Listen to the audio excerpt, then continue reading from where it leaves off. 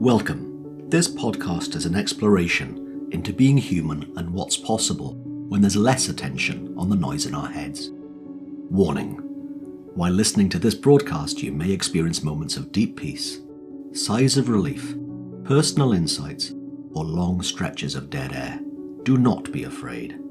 This is normal. Under the Noise with Wyn Morgan and Kate Roberts. Welcome. This is Wyn Morgan and Kate Roberts.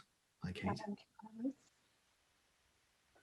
Welcome to another episode of Under the Noise. And today, we're delighted to be sharing with you Vesna. I've known Vesna, we were just talking about it now, for the last 2.5 years. And it's been fascinating getting to know someone who is quite, if I can be so bold to say this about you, under the radar of what you're up to and have been up to in the world of, well, and you'll introduce yourself in a second regarding what you've been up to, but you're so understated in the impact you've been having with people for a very long time. And I see that as a strength as opposed to anything else. And I'm also excited to hear what you've been seeing more recently about helping people find more of a sense of well-being in all aspects of themselves. So welcome. Thank you. It's always a pleasure to talk to you, Wyn. Thank you for that intro. So what would you love people to know about you who've never heard your name before? Well, it's interesting what you said about very understated. And I'm glad that you said that was a strength, because sometimes in my mind, I'm like, yeah, anyway. But so yeah, thank you for that. But so in my work, I'm a naturopath and a coach, and I've been doing this work for 20 years. And in the last few years, I've done coaching, and more so recently, coaching around the principles. And it's really changed my work and my results with my clients dramatically. And the thing is, like, when I first started off in practice as a naturopath, people come to you because they want to feel, better in some way. They have an illness, or, I specialize in burnout now, but back then I was doing everything. And you start to see over a period of time that some people are just doing all the right things and they're just not getting better. And you're like, there's more to it than just, nutrition and having the right herbal medicines and even getting enough sleep and doing even meditating and things like that. There's just more to it than those things. And so back then I didn't really know what was the missing piece. And it took me years, to be honest. I knew that people needed coaching because I felt like people knew what they needed to do in order to be healthy and to be well, but they just weren't doing it. Or if they were doing it, it wasn't making a difference. And so their lifestyles were quite stressful. And so it's kind of taken me down this road of, in this area of burnout and stress. And so when I heard about the principles, and then since did work around them, that to me has been the game changer for my work with clients, because it really addresses that key piece, which is driving the stress. Yeah, and then preventing their bodies from healing. Yeah, and their lives. So yeah. Vesna, what do you think that key piece is? It was really understanding the mind, like that when we have a busy mind, when we have mental overwhelm, it's just, I talk about it now. Like, I know Michael talks about upstream and downstream, but I talk about it in my work from upstream. We've got all this mental overwhelm, and then the downstream problem is we have all these changes to our hormones, and then it creates all these, changes to our neurotransmitters, like all this physical stuff, right? Which most modalities look at fixing. Well, let's fix the hormones, let's fix the neurotransmitters, let's fix the biochemistry, right? And that, I look at that as a downstream problem. And unless you're fixing or addressing the upstream, it's just going to keep creating more downstream problems. And so to me, having this conversation with my clients about, like a busy mind and mental overwhelm and mind, thought and consciousness changes the way that they see the things in their life, the things that are stressful, which then makes them relaxed. Doesn't make them so caught up in their day-to-day thinking and problems, and so they're more relaxed, and then they recover really quickly. They feel better in themselves and in their life. Yeah.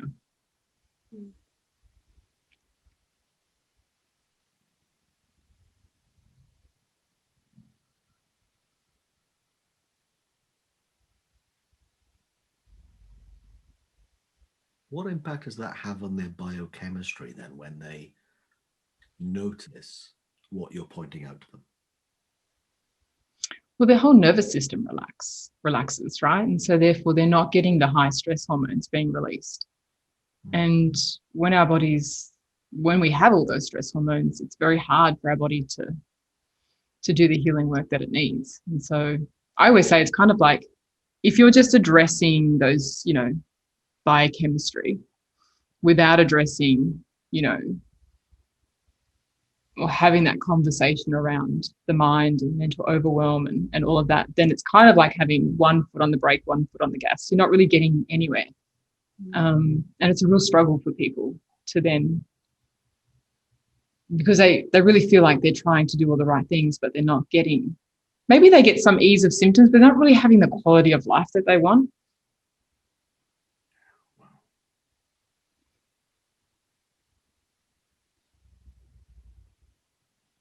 So one of my, I can share this case study, one of my recent clients who had really bad anxiety to the point where she would have panic attacks and she'd have to be hospitalized for 3 days at a time, where she would just be in a severe state of panic and vomiting, and they just couldn't settle her down no matter what they gave her.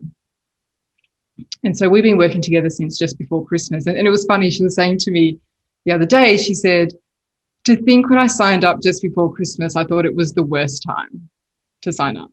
She was like, oh my goodness, I would have been like suffering all over the Christmas time, because now she used to have all these what if scenarios in her head, which would drive the anxiety. She said she had like thousands of them a day.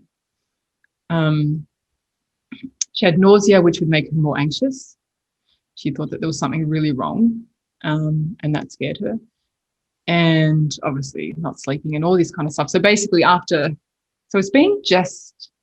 been about a month, and she doesn't have any panic attacks. She has no anxiety. She doesn't feel like she has any what if scenarios in her head, but nothing that's really getting her attention, right?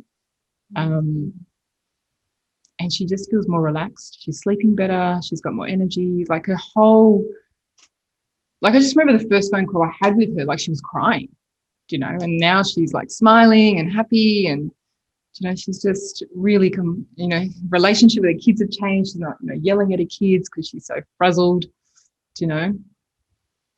So really quite a massive shift. And she's not, and that's through a conversation of, really doing more coaching around, the things that she felt was a real source of stress for her, which was worrying about the kids. Just constant worry. And now, I spoke to her yesterday, and she talked about some of the symptoms that she used to have, and she just rolled her eyes and laughed and just went, I can't believe I used to think that. And she laughed at it, like when it was really serious for her before. She felt like, if she'd get a symptom, that it would mean that she'd have to go to hospital. whereas now she rolls her eyes and laughs at that. So I think that's pretty amazing.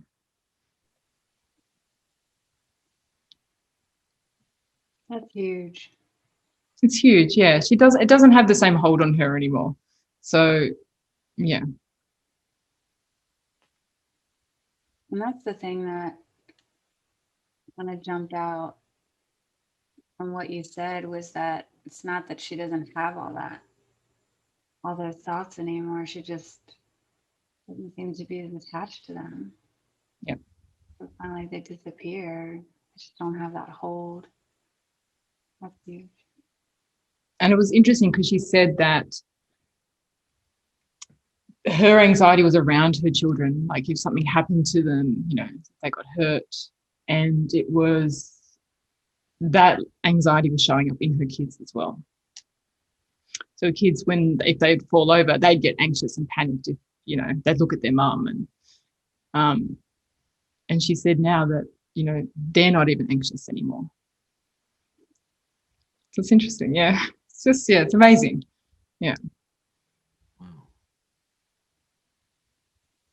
That must be an amazing feeling for you as well, to notice that how you helped her is having ripple effects on other people. Yeah. Extraordinary. Mm. Yeah. It is, like, you know, I think like the work around, you know, the coaching, the principles, sometimes you think, do I know enough to help someone who's in, you know, this level of stress and anxiety? And that was a really good lesson to me, that it doesn't matter how much you know, like whatever you know, you share, and sit in that conversation with them. And that's enough. What you bring is enough, right? Yeah. And you've said a few times coaching around the principles. And Kate and I know what you mean when you say that. Mm. But as someone who doesn't know what you mean, how would you explain that? I explain the principles, and I don't really talk about the principles to my clients. I feel like that's a very more of a teaching thing, but I talk about where our experience comes from. So our thoughts are our feelings, and we have a visceral experience through consciousness. And so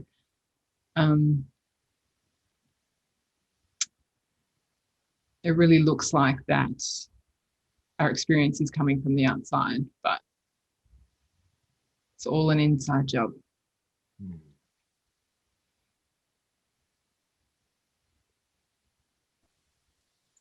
Vesna, have you noticed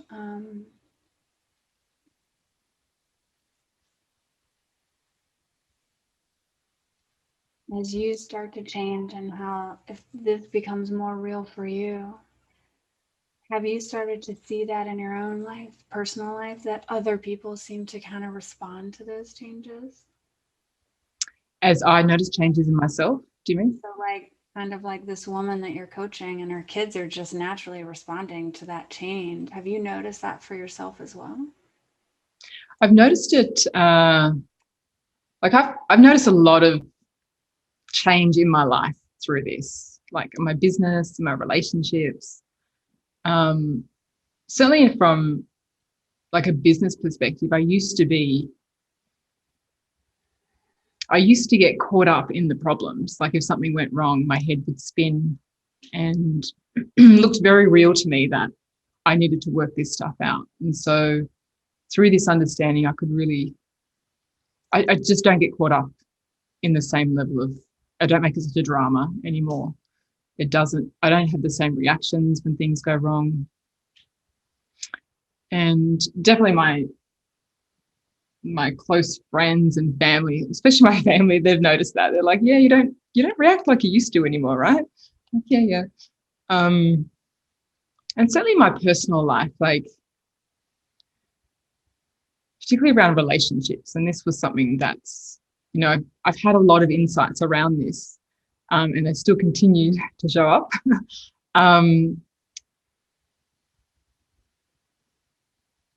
Yeah, so just recently,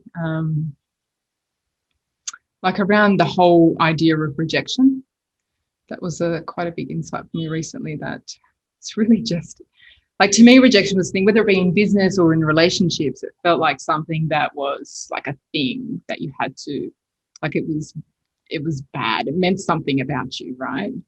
Um, and I really come to realize that rejection is just a thought that you hold in your head that only affects me the moment that I'm thinking about it. Um, and that was actually quite a huge one for me, because I felt like that was something that always kind of held me back, the fear of rejection in whatever area of my life. To see that no one else is thinking that, I'm only thinking that. And it is just a thought. And that kind of just released me from that fear of holding back, because, yeah, I'm going to think it. Doesn't mean anything.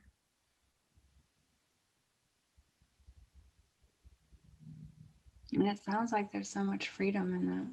There is. There really is. Like, that one was huge. And I feel like that one has been coming for years, because I think, I don't know, rejection has always been a big thing for me. Unknowingly, like, it was kind of hidden from me. I knew it was there, but I didn't want to focus on it, because I just thought, well, what are you going to do? But I didn't realize how much it was silently making decisions for me on what to do and what not to do.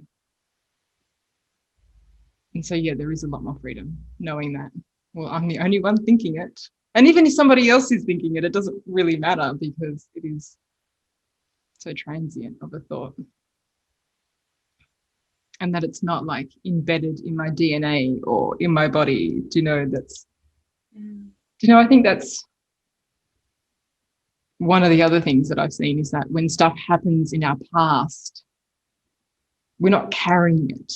Like, it's not a scar. It's not something that we have to work through then. It's not like trapped in our body. And I was using things from my past as a reason why it was an issue today. And I realized with this whole insight around rejection that was really just an excuse to not have, to not look at it, to not try different things. It was just really just holding myself back.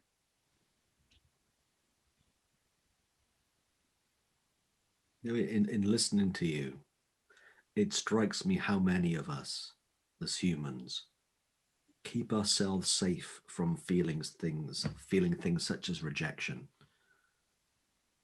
thinking that keeping safe is a really good strategy for being alive and how to live.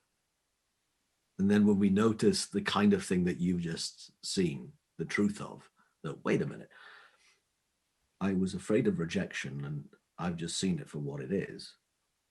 I'm free of it, free of the hold it has on me while I can think that. Yeah, that's a whole other way of living. Mm. When we're not protecting ourselves from a feeling that has so less impact and meaning than we ever thought possible. Yeah. Amazing thing to notice. It is. And when you kind of think about it, it's like we are trying to protect ourselves from our feelings, which, they're just feelings, like, but, you get caught up in it.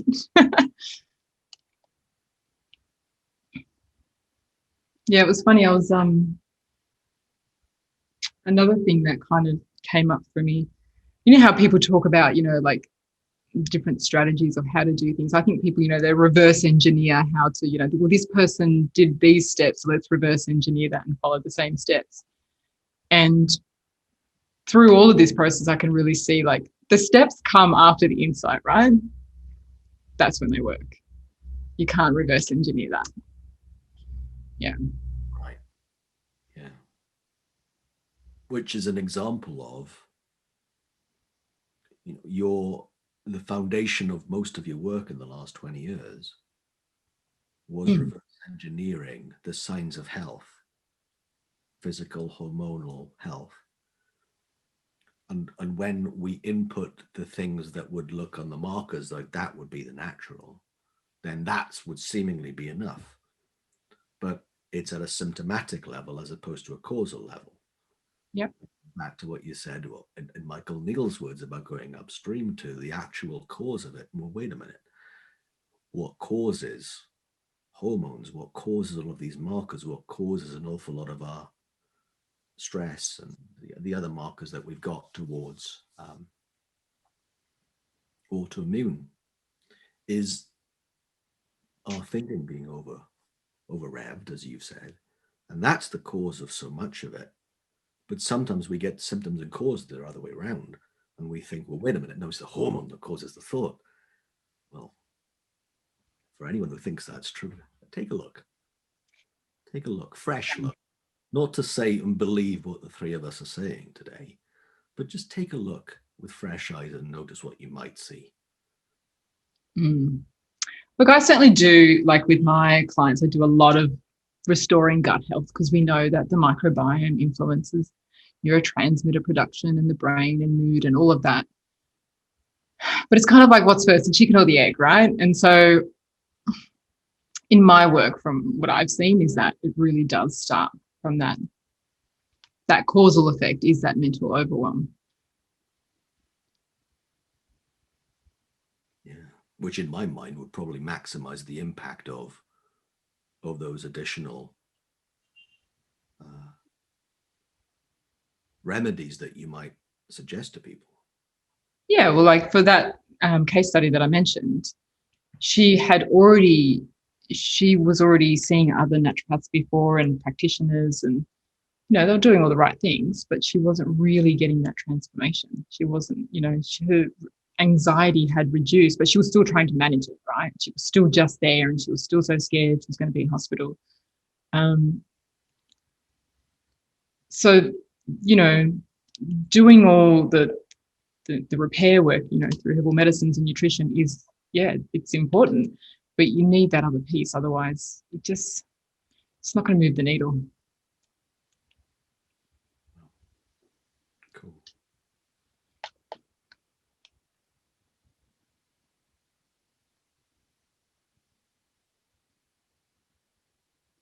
I just find it so inspiring that you're there doing this work and combining two incredibly important things together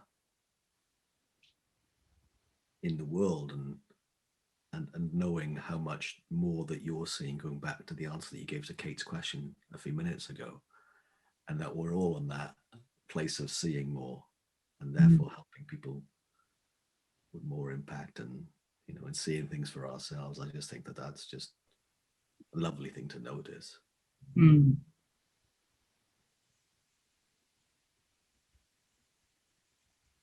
Yeah, it's definitely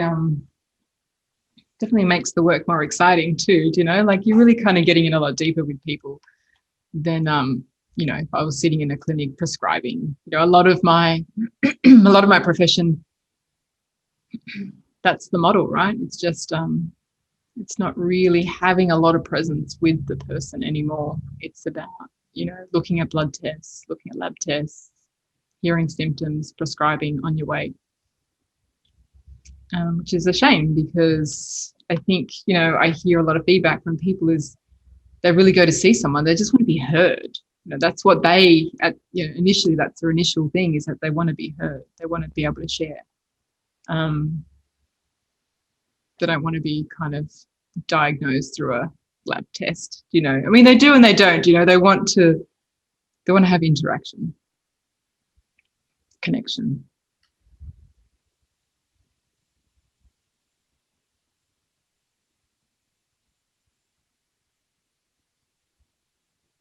And it's really cool. The way that this profession is that the deeper that you see it, like your insight about rejection becomes something that you can share because it does affect you, because it does change you. And so while you're listening and you also have those things to share, is because you're changing as well. And you have that experience and you have that insight.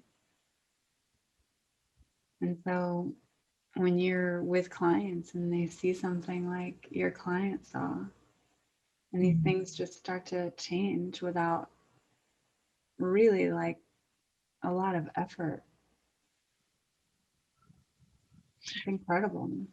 Well, what's interesting, like with her, for example, looking at all the remedies and the coaching, like we're not even doing all the remedies. So it's really is the coaching that's been, I mean, obviously it's been the biggest transformation, but it's just been interesting because she hasn't needed a lot of stuff.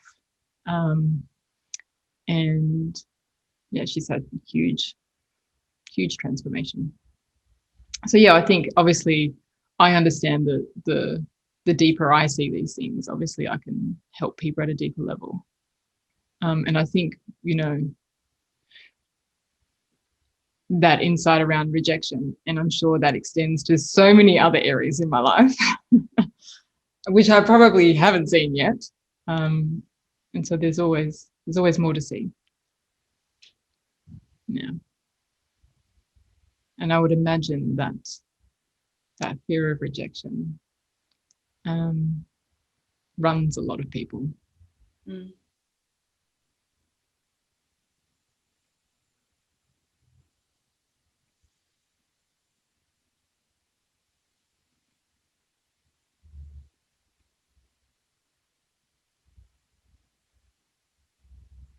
And it's cool when you see something like that that's housed so much weight in your life. Like you watched yourself make decisions around it, around that feeling. And I was just Like it was, something sorry. this morning. No, that's okay. I was just writing something this morning that sometimes those insights, when you see them and then they start to fall away, it's almost like this weight that you didn't realize you were carrying around with you, right? Mm. Falls away. And while at the same time it feels like this weight's been lifted, you realize it's like made out of tissue paper. The weird thing to experience when you're like feels so much lighter and then you realize it wasn't really made out of anything. And that's what these insights are like. Yeah, I think. At least the way it's starting to look to me. What were you going to say? I would love to hear it. I don't know, just to that, like that's so true because we give it so much more a weight, like it carries, like it's just so much more that we feel like we're carrying around. And then when we have the insight, we're like, is that it? Like when I got that rejection insight, I was doing a workout and I was like, hold on a second, who is this bothering? It's in my head only and it's bothering. What? It's just a thought. And it was like really quite huge because it felt so much bigger than that for a long time. And yeah, you're right. It's like tissue paper. It's nothing.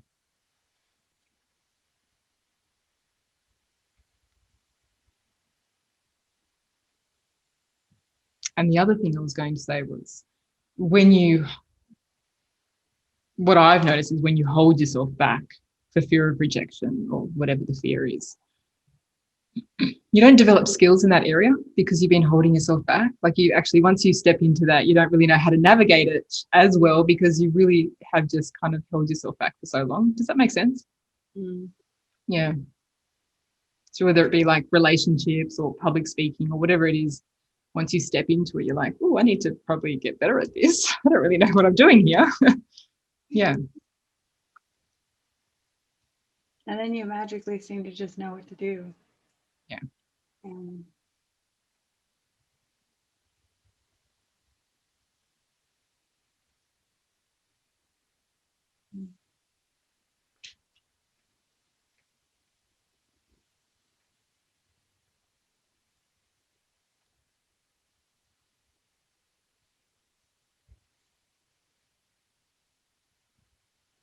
love that.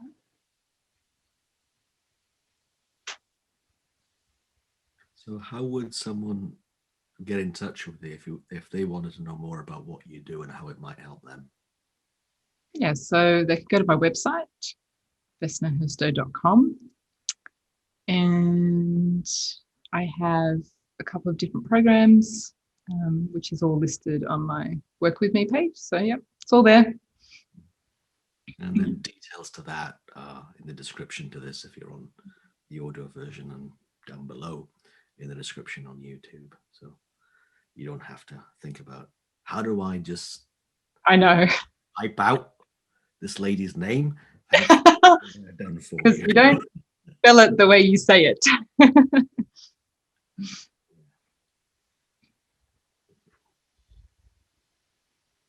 It's been lovely to hear you share what you're noticing about the bringing out the health and the wellness in people. Really inspiring. Thank you. Thank you, Vesna.